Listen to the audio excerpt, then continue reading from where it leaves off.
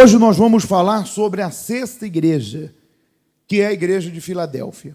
E começa: carta à igreja em Filadélfia.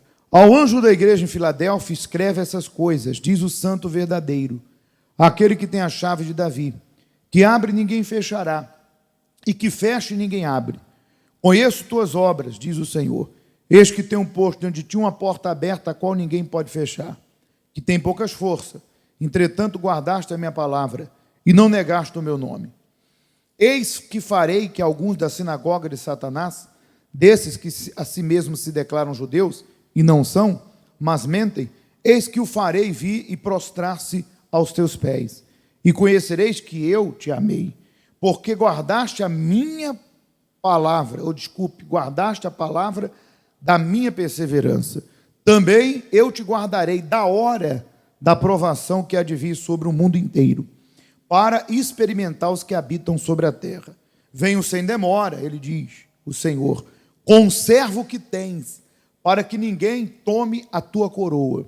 Ao vencedor, diz o Senhor, faloei coluna no santuário do meu Deus, se refere ao céu, e daí jamais sairá. Gravarei também sobre ele o nome do meu Deus, o nome da cidade do meu Deus, Nova Jerusalém, que é o paraíso, que desce do céu, vinda da parte do meu Deus, e o meu novo nome.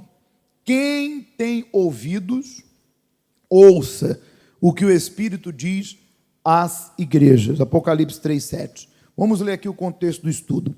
A cidade de Filadélfia se localizava a aproximadamente 20 quilômetros a sudoeste de Sardes, que foi a igreja anterior. Nas proximidades, portanto, da igreja da qual o Senhor diz, que tem nomes de que vives e estás o quê? Morto. Falamos semana passada. Apesar de Filadélfia estar próxima da igreja de Sardes, próxima àqueles que estavam espiritualmente mortos, ainda assim ela conservou pura e viva diante do Senhor, pois não há nenhuma censura para com ela, senão somente elogios. A igreja em Filadélfia é um exemplo para os que estão caídos na fé por causa dos outros. Ela estava muito próxima aos mortos, mas não se contaminou com eles, porque guardou a palavra da perseverança do Senhor Jesus. É interessante notar que as únicas igrejas que não tiveram qualquer tipo de repreensão, isto é, Esmirna e Filadélfia, tiveram de enfrentar a oposição daqueles que pertenciam à sinagoga de Satanás. É o que já falávamos, que as lutas nos aproximam de quem? De Deus. E essas duas foram as mais atribuladas. A igreja em Filadélfia deve ter sido um exemplo de igreja, tendo em vista a manifestação de seu ardente primeiro amor. Como consequência, tinha a porta aberta para a pregação do Evangelho. Isso significa que a igreja que tem a porta fechada para a pregação do Evangelho é porque não deve ter sido aprovada pelo Senhor. E o texto de Apocalipse que nós lemos, vamos rever aqui de novo, diz: venho sem demora, conserva o que tens, para que ninguém tome tua coroa. Ao vencedor faloei coluna no santuário do meu Deus, e daí jamais sairá. Gravarei também sobre ele o nome do meu Deus, o nome da cidade do meu Deus, a Nova Jerusalém, que desce do céu, vinda da parte do meu Deus, e o meu novo nome. Quem tem ouvidos, ouça o que o Espírito diz à igreja. Nestes últimos versos, o Senhor Jesus exorta a igreja em Filadélfia a conservar sempre o mesmo padrão espiritual de fé, porque só assim ela é capaz de manter a sua coroa da vida. É bem verdade, pois muitos que outrora possuíam essa mesma qualidade de vida espiritual acomodaram-se na fé e acabaram sucumbindo, porque relaxaram na sua conduta cristã e se deixaram seduzir pelos deleites do mundo, trocaram a bênção da primogenitura, da salvação eterna, por um prato de lentilhas, ou seja, pelo pecado desse mundo, ou seja, pela comida deste mundo. Perderam o óleo do Espírito e, por isso, o fogo, que é a fé, se apagou, não conseguindo mais reconquistá-lo. Ponto. Muito bem. Preste bem atenção, fique aí com o estudo na mão, que às vezes eu vou falar de alguns versículos aqui do início e a gente comenta. Muito bem, para você entender. A igreja em Filadélfia é a sexta igreja. É o sexto período da era cristã. Cada igreja fala de um período. Claro, a igreja somos nós, então significa dizer que fala dos cristãos daquela atualidade, daquele período, a condição deles. Muito bem, sabemos que a primeira igreja começou em Éfeso, a igreja dos apóstolos. Depois do derramamento do Espírito Santo, quando Deus soprou sobre os discípulos o Espírito dele, ele disse: ide pelo mundo e pregai. E aí veio a primeira igreja, o primeiro período da igreja cristã, Éfeso, Esmirna, o segundo período, Pérgamo, o terceiro período, Tiatira, o quarto período, Sarde, o quinto período, e de uma para outra se passaram séculos. E nós vemos aí vários problemas dentro da igreja, ou seja, na vida dos cristãos que seguiam Jesus. Nós vemos aí a apostasia, nós vemos que muitos se desviaram, nós vemos que os próprios que estavam à frente do trabalho da igreja de Jesus desviaram-se da verdade, trocando a verdade pela mentira, levando as pessoas a adorarem a Jezabel, a armarem ciladas, como fez Balaão para armar cilada para Israel, levando o povo a se prostituir, para abandonarem Deus. Enfim, nós sabemos que nesses períodos todos da igreja, estou falando aqui um pouco da história, para depois entrar na realidade de hoje. Nós sabemos que nesses períodos todos, houveram os que caíram, os que se desviaram da verdade, os que trocaram a verdade de Deus pela mentira. Sabemos que a igreja passou por muitas perseguições, depois veio a questão da igreja ser oficializada como a religião do mundo, o cristianismo, e sabemos que a igreja que era perseguida se acomodou aonde alguns caíram na idolatria, trocando a verdade pela mentira, e surgiram outras igrejas que torceram a verdade, como a igreja tradicional romana, que começaram a torcer o que era certo pelo quê? Pelo errado, pregando coisas que não estão na palavra de quem? Batismo de criança, indulgência para morta, sendevela para quem já morreu, purgatório, adorar e reverenciar imagens que é condenado por Deus. Muito bem, na última igreja, Deus chama a atenção na igreja de Sardes, porque de tanta repreensão, de tanto Deus convidar a igreja, os cristãos que estavam desviados, a se arrependerem, e não haver da parte deles o quê? Resposta, não haver da parte deles um arrependimento, assumir a condição de pecadores na idolatria, de abandonarem mesmo os princípios. Inclusive Deus diz: conserva o que tens, e eles não quiseram conservar. Então, na última igreja, Deus diz: olha, realmente, vocês têm nome de que vive, e está o quê? Vocês estão mortos. Vocês têm a Bíblia, vocês têm aparência, vocês falam do meu nome, mas dentro vocês estão mortos, porque vocês assumiram um pecado, estão dentro da igreja, representam a igreja, mas vivem no engano, no erro, mortos espiritualmente, e a morte é eterna, que é o pior. Só que na última carta, Deus disse: eu tenho alguns no meio de vós que conservaram as suas vestes o quê? Limpas. Ou seja, no universo da igreja, repito que são pessoas, há aqueles que se entregam ao pecado, que se entregam às coisas erradas, há aqueles que abandonam a fé, que servem Deus à sua maneira, mas há aqueles que são a igreja viva, verdadeira, que permanecem fiéis, que guardam sua comunhão com quem?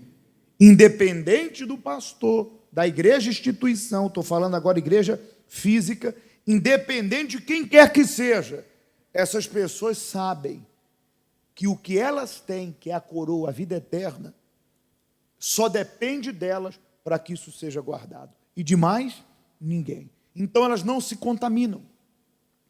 Significa dizer que essas poucas que não se contaminaram, que na carta à igreja de Sardes, Jesus diz que mantiveram suas vestes o quê?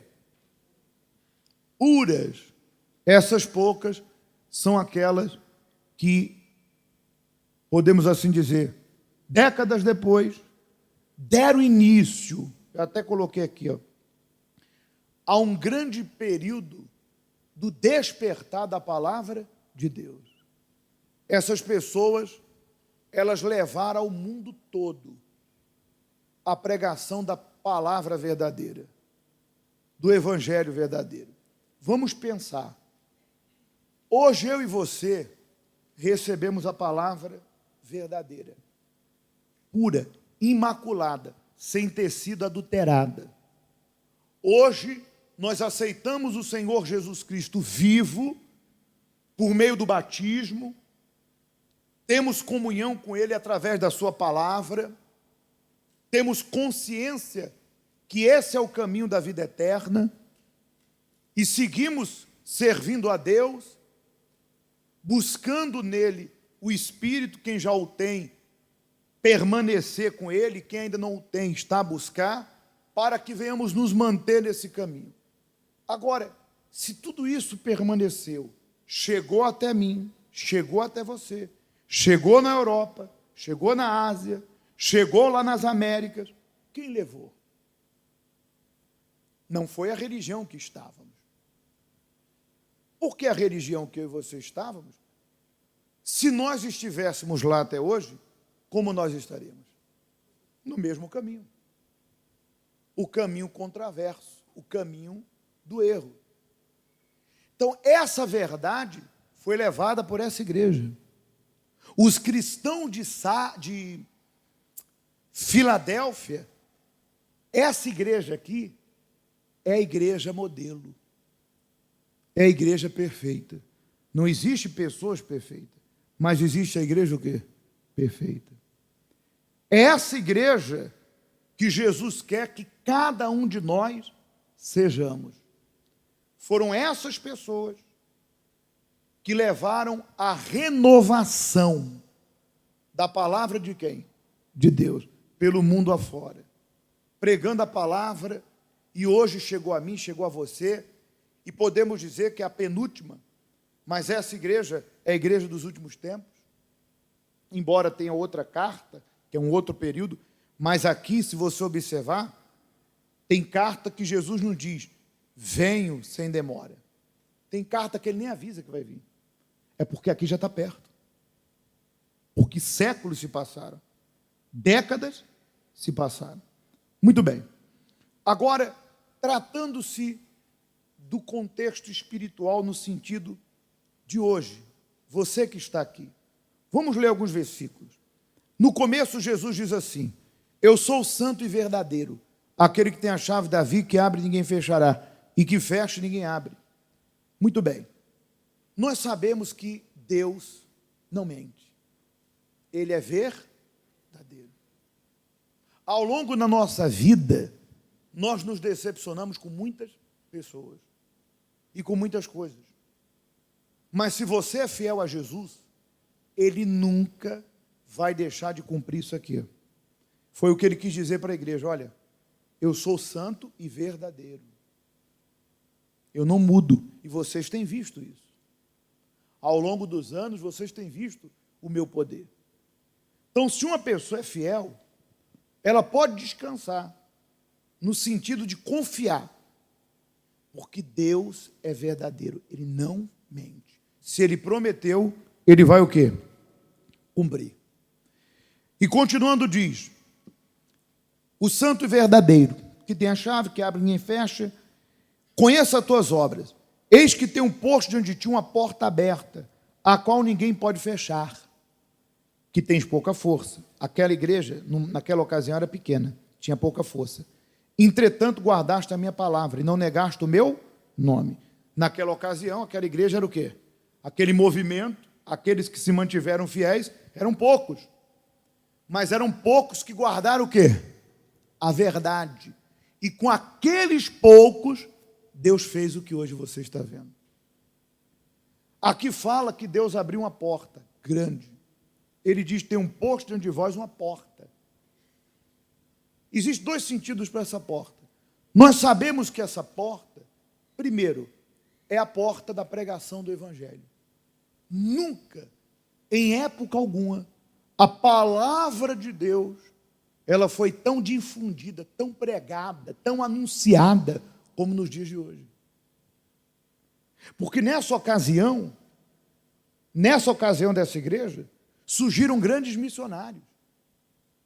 Por isso que o Evangelho se espalhou. Na época não tinha rádio. Na época não tinha TV. Na época, nessa ocasião, não existia os meios de comunicação que hoje existe. A palavra é levada por quem? Por missionários que saíram pelo mundo, aqueles que guardaram a verdade, que eram pequenos, mas que saíram pregando a verdade. Mas hoje, essa porta, ela continua aberta e o diabo não pode fechar. Nunca se pregou a palavra de Jesus como está sendo pregado hoje. Isso é uma profecia de Mateus 25, quando Jesus diz que no final dos tempos viriam epidemias, terremotos, viriam nação contra nação, e no final ele diz: e será pregado esse evangelho a todo o reino, e então virá o fim. Por isso que nós estamos vivendo os dias que antecedem a volta de quem? De Jesus. Porque a palavra dele, essa porta, está sendo pregada em todo lugar. Rádio, TV, em tudo que é lugar, a palavra de Deus está sendo levada. E muitas pessoas estão se convertendo, muitas pessoas estão a se entregar. Muito bem, essa é a primeira porta que Deus colocou aberta e que ninguém pode fechar. Segunda porta, a vida eterna. Na verdade, pode-se dizer que essa porta é a porta que deu origem, pode-se dizer que ela é a primeira, porque é essa porta que deu origem à pregação do Evangelho. Porque o que nós anunciamos? Deus cura, mas o corpo morre.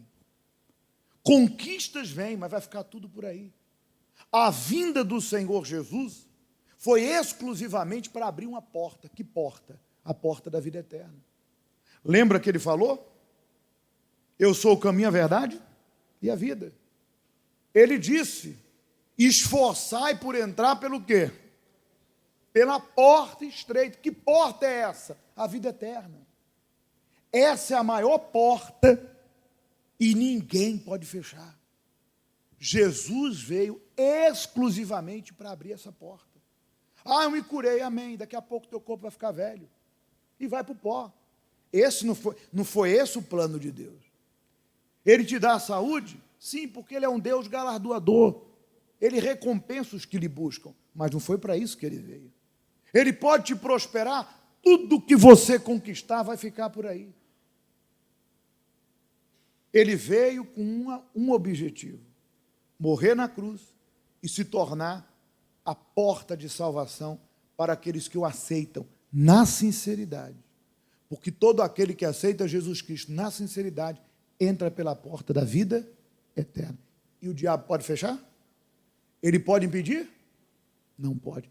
Só tem uma pessoa nesse mundo que pode me impedir de entrar pela porta, que é Jesus.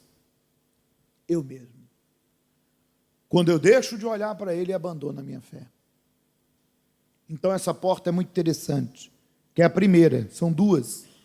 Muito bem, continuando ele diz: eis que fareis que alguns da sinagoga de Satanás, desses que a si mesmos se declaram judeus, não são, mas mentem, eis que os fareis vir e prostrar-se aos teus pés, e conhecereis que eu te amei. Aí ele diz: porque guardaste a palavra da minha perseverança. Desculpe, vamos parar aqui. Quando ele fala que aqueles que são da sinagoga vão se prostrar, e todos aqueles verão e entenderão que Deus está com ele, que Deus os ama. Ao longo desse período que nós servimos a Jesus, nós temos no texto sagrado casos de homens que perseguiram ferozmente os cristãos.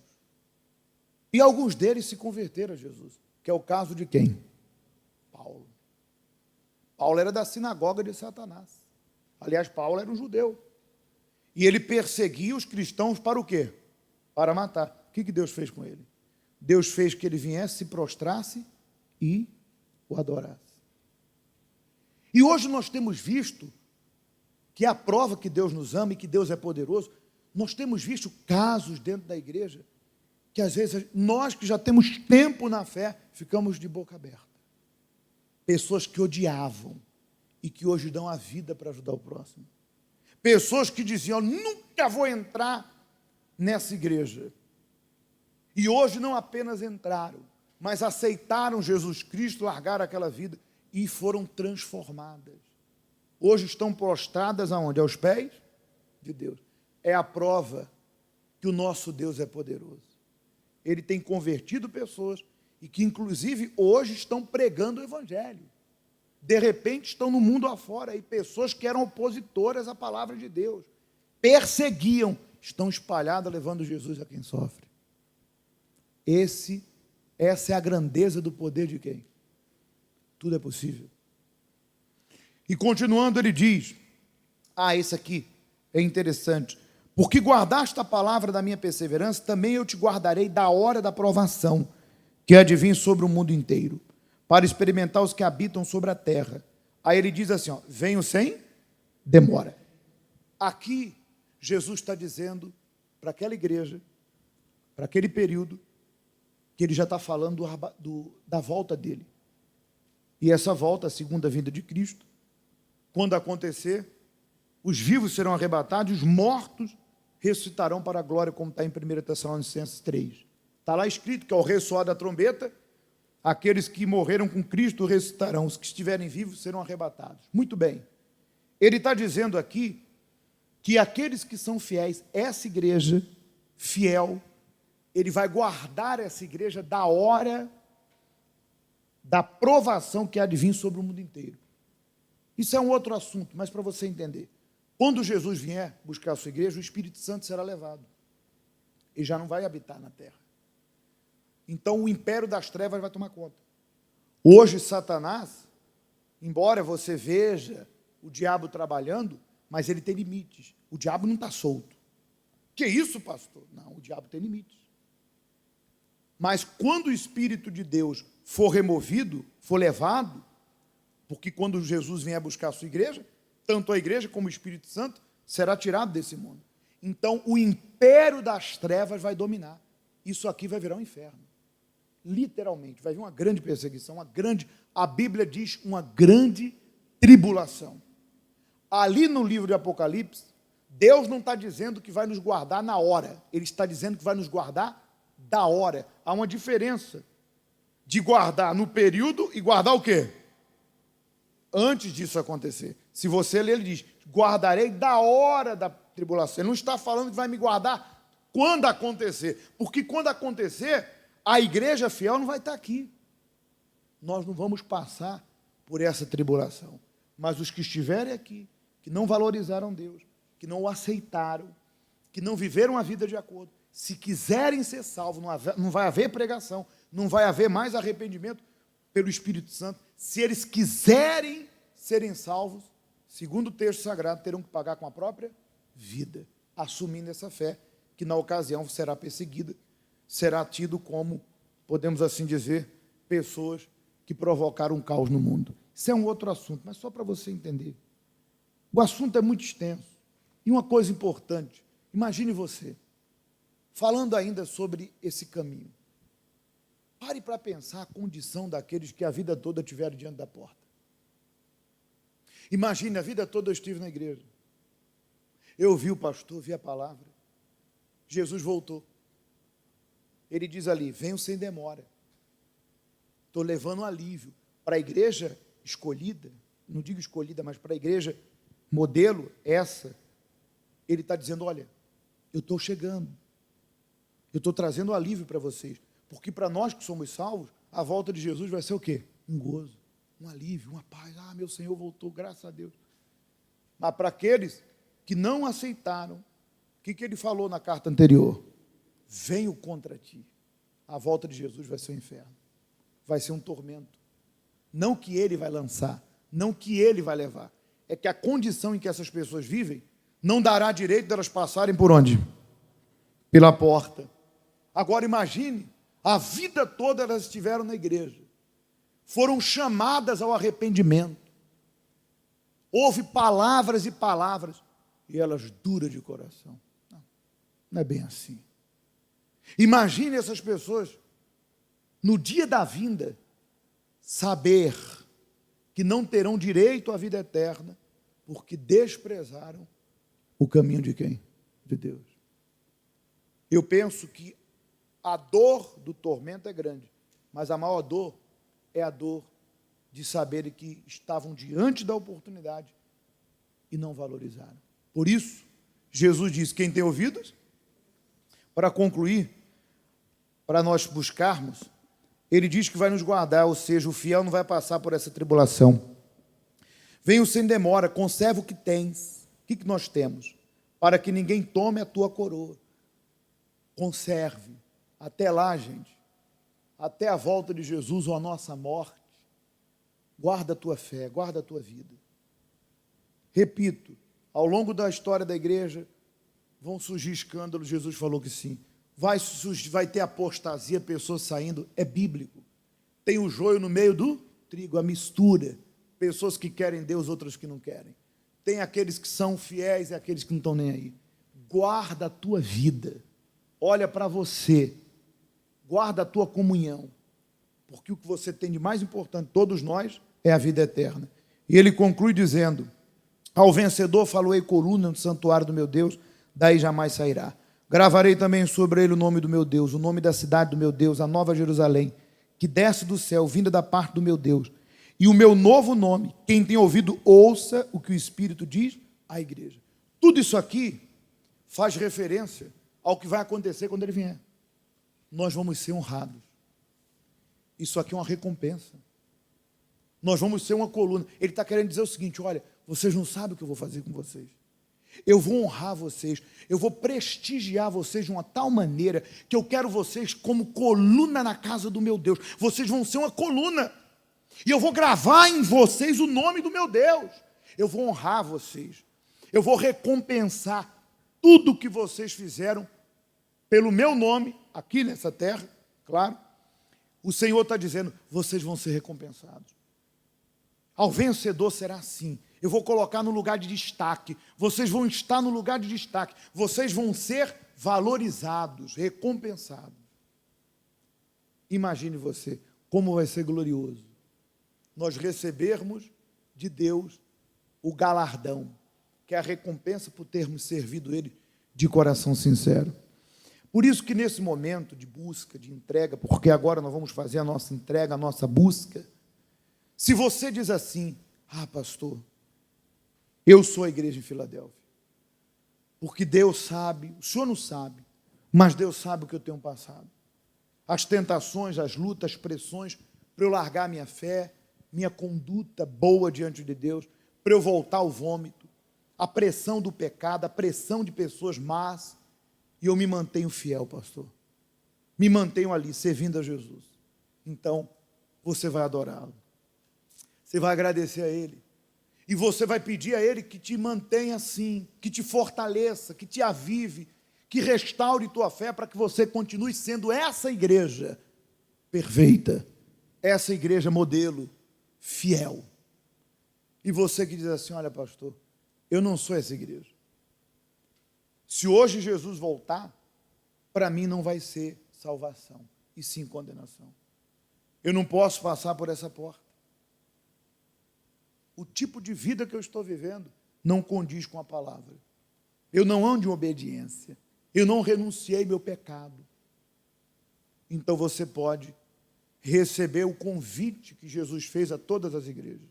Ele não fez a essa porque essa não tinha. Os que estavam nela já haviam se consertado. Mas as outras ele fez. Arrepende-te. Jesus nunca condenou, pelo contrário. Ele morreu pela igreja. Arrepende-te. Se dei tempo para que se arrependesse. Então você pode confessar, assumir tua fé e ao sair por aquelas portas, viver uma nova vida com Deus. Quer se batizar? Domingo agora, na Santa Ceia, após a reunião, batize-se. Entregue tua vida a Jesus. Amém? Então essa é a carta à igreja em Filadélfia, que é a igreja modelo. Quem entendeu? Então fique de pé.